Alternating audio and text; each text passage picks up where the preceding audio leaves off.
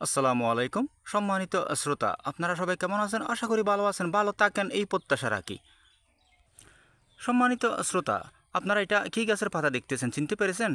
আমি বলে দিচ্ছি, এটা হচ্ছে ব্রেড ফ্রুট। সংক্ষেপে বাংলাতে বললে এটাকে রুটি ফল গাছ বলা হয়, ঠিক আছে? তবে আমার এটা এখনও গাছ হয় নাই, চারায় পরিণত আছে, ধীরে ধীরে গাছ হয়ে যাবে। আমি আপনাদেরকে বিষয়টা খোলাসা করে দিচ্ছি কেন ভিডিওটা আমি ছাড়লাম, সাথে থাকুন। সম্মানিত শ্রোতা, এই দেখেন, এটা হচ্ছে আমার রুটি ফল গাছ। আমি যখন এটা কিনছিলাম, আপনারা জানেন নার্সারিওয়ালারা কিন্তু সারার তেমন কোনো যত্ন করে না, তাদের কাজ হচ্ছে সারা তৈরি করা, এরপরে টুপ দিয়ে রাখা, ঠিক আছে? সেই কারণে নার্সারিতে তেমন সারার কোনো কদর নাই, ঠিক আছে? শুধু তৈরি করা হচ্ছে তাদের কাজ। তা আমি যখন এই রুটি ফলটা কিনছিলাম, অর্থাৎ সারাটা কিনছিলাম, সারাটা একেবারে মরা মরা অবস্থা, এরকম এরকম লাল শুধু একটা পাতা ছিল, তাও আবার অনেক অর্ধেক মরা অর্ধেক তাজা, ঠিক আছে? তো এটা কিন্তু গাছটা যে হবে এরকম কোনো আশা ভরসা আমার ছিল না। আপনারা দেখেন, তখন শুধু এখানে একটা কুশির মানে কি ফোড়া ছিল, আর এদিকে একটা কুশির অর্থাৎ নমুনাটা ছিল আর কি, ঠিক আছে? তো এটা কিন্তু কাঁঠাল পরিবারের জিনিস, সেই কারণে কিন্তু আমাদের দেশের আবহাওয়ার সাথে কিন্তু মানিয়ে নিতে পারছে, খাপ খাইতে পারছে, সেই কারণে অনেক গ্রোথ হয়ে গেছে। তবু আমি রিক্সের উপরে সারাটা কিনেছি 1300 টাকা দিয়ে, চট্টগ্রাম ফতিয়াবাদ নার্সারির থেকে। তো এই দেখেন, এইখানে হচ্ছে কি চোখ কলম করেছে।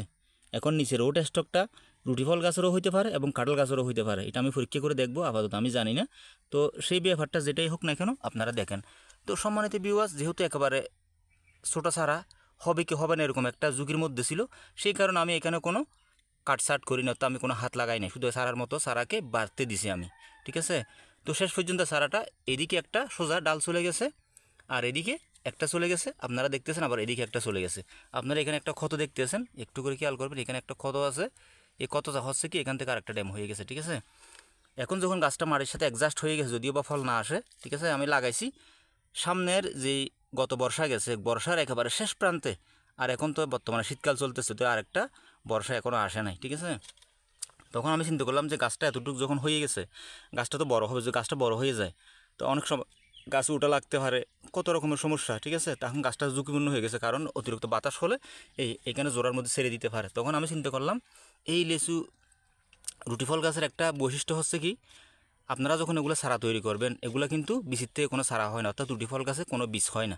এটা সারা তৈরি করার একটাই রাস্তা। লিচু গাছে যেরকম গুটি কলম করে সারা তৈরি করা যায়, ঠিক এই রুটি ফল গাছেও কিন্তু গুটি কলম করলে দ্রুত শিকড় বের হয়ে যায়। আরেকটা রাস্তা আছে, গাছটা যখন বড় হয়ে যাবে তখন কিন্তু গোড়ার থেকে পর্যাপ্ত পরিমাণ শিকড় থেকে কিন্তু কুশি বের হবে, এই কুশির থেকে কিন্তু সারা করে ইউরোপিয়ানরা। যেদিক এই সমস্ত ফলগুলো কিন্তু ইউরোপিয়ানরা অনেক বেশি খায়, ঠিক আছে? আমার কথা কোনো ফ্যাক্ট নয়, আপনারা ইউটিউবে গুগলে দেখতে পারেন, ঠিক আছে? পৃথিবীর 190টি দেশের মধ্যে এই রুটি ফলের শ্বাস হয়। এরা কিন্তু ভাতের বিকল্প হিসেবে এই রুটি ফল বিভিন্ন রকমের কি চিপস করে খায়, কেক বানিয়ে খায় এবং পুড়ে খায় এবং তরকারি রান্না করে খায়, আর কত রকমের রেসিপি করে এই রুটি ফল কিন্তু আস্বাদন করা যায়, ঠিক আছে? তো সম্মানিত ভিউয়ার্স, কাজের কথায় আসি, তখন আমি এখন আপনাদেরকে বুঝাতে চাচ্ছি যে আমি কি করব। এইটা আমি মাঝখানে যে কাণ্ডটা আছে এটা আমি রেখে দেবো, ঠিক আছে? এখন কিন্তু এটা দুর্বল, এই দুটোটা কিন্তু মোটা হয়ে গেছে। তখন আমি এখানে লিচু গাছের মতো এই ডালটাও আমি কলপ করে ফেলবো, এটাও কলপ করে ফেলবো। তখন গোড়ার সম্পূর্ণ জোরটা কিন্তু আমার এই ডালে চলে আসবে। তখন আমার এটা পরিপূর্ণ একটা কি মাদার গাছ হয়ে যাবে, আর আমি পাশাপাশি একটা দুইটা চারা পেলাম। তাহলে আমি চারা কিনছিলাম একেবারে নাজুক চারা, ঠিক আছে?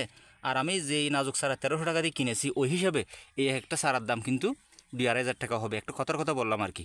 তো সেই কারণে আমি কি করব, এই দুটোটা চারা তৈরি করে আমি আবার অবশিষ্ট লাগাবো। তখন আমার কাছে 3টা রুটি ফল গাছের সারা হয়ে যাবে, অর্থাৎ আগে পরে আমার 3টা রুটি ফল গাছ হয়ে যাবে, ঠিক আছে? এটা হচ্ছে কথা। সম্মানিত ভিউয়ার্স, আপনারা দেখুন, এটা কিন্তু উপরে অনেক হাইট হয়ে গেছে, আমি আপনাদেরকে দেখানোর চেষ্টা করতেছি, দেখেন। তো এখানে একটা কথা আছে, আপনারা মনে মনে ভাবতে পারেন এখানে বেঁধে রাখছেন কেন?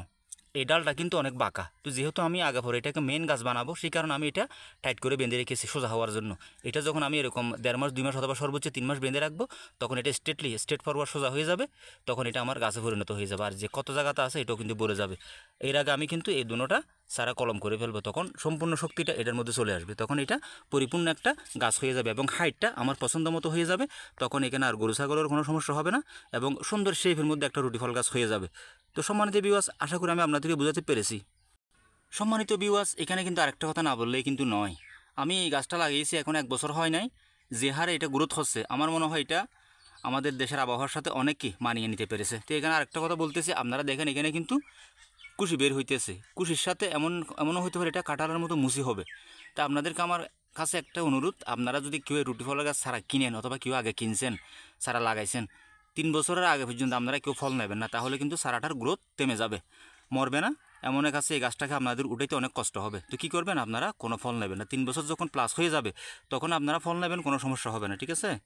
তো আগে যদি আপনারা দ্রুত ফল নিয়ে নেন তাহলে কিন্তু গাছটা এই ফলের বারে গাছটা লুজার হয়ে যাবে, বাড়বেও না, মরবেও না। তো আজকে এতটুকু পর্যন্ত, সবাই ভালো থাকবেন। আসসালামু আলাইকুম রহমতুল্লাহ বরকাতুহু। যদি ভিডিওটা ভালো লাগে লাইক করবেন, কমেন্ট করবেন, শেয়ার করবেন, সাবস্ক্রাইব করবেন।